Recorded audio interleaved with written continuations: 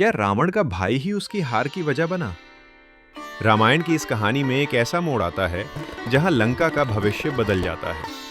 और सबसे चौंकाने वाली बात, विभीषण ने रावण को खुले दरबार में चुनौती दी और फिर राम के चरणों में आकर कहा, मैं अधर्म के साथ नहीं रह सकता। लेकिन क्या राम ने उसे तुरंत स्वीकार किया या लक्ष्मण ने उसे रावण का जासूस समझकर तीर उठाया? इस वीडियो में आप जानेंगे वो क्षण जब धर्म और रक्त का टकराव हुआ और लंका दो हिस्सों में बंट गई। अब कहानी शुरू होती है उस समय से जब राम और लक्ष्मण समुद्र के किनारे खड़े हैं। सीता लंका में है और राम का संकल्प अडिग है। तभी आकाश में एक विचित्र दृश्य होता है। एक रथ उतरता है और उसमें से उतरते हैं विभीषण और उनके 4 अनुचर। राम की सेना सतर्क हो जाती है। लक्ष्मण धनुष उठाते हैं, लेकिन विभीषण हाथ जोड़कर कहते हैं, मैं रावण का भाई हूं, लेकिन मैं उसके अधर्म से सहमत नहीं हूं। मैं राम के चरणों में शरण चाहता हूं। यह सुनकर राम की सेना में हलचल होती है। सुग्रीव कहते हैं, यह रावण का भाई है, कहीं यह जासूस तो नहीं? लक्ष्मण भी कहते हैं, भैया यह धोखा हो सकता है। लेकिन राम मुस्कुराते हैं।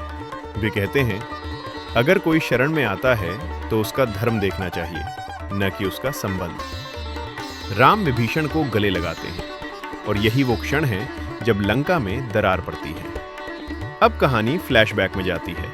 लंका का दरबार। रावण गर्जना करता है, सीता मेरी है, कोई मुझे नहीं रोक सकता।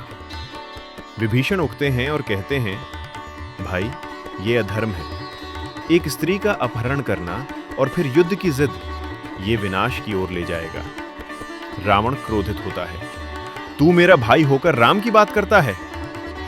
विभीषण कहते हैं, मैं धर्म की बात करता हूं। और रावण विभीषण को लंका से निकाल देता है। अब विभीषण राम की सेना में शामिल हो जाते हैं। वे लंका के सारे रहस्य बताते हैं, रावण की शक्ति, उसकी सेना और वो स्थान जहां सीता को रखा गया है। राम उन्हें सम्मान देते हैं और कहते हैं, तुमने धर्म चुना है और अब तुम मेरे भाई जैसे हो। लक्ष्मण विभीषण को प्रणाम करते हैं और वो क्षण आता है जब राम की सेना को पहली बार लंका की अंदरूनी जानकारी मिलती है। ये कहानी सिर्फ एक राजनीतिक मोड़ नहीं है, ये उस मूल्य की कहानी है जहां धर्म रिश्तों से ऊपर होता है। विभीषण ने अपने भाई को छोड़ दिया, लेकिन अधर्म को नहीं अपनाया।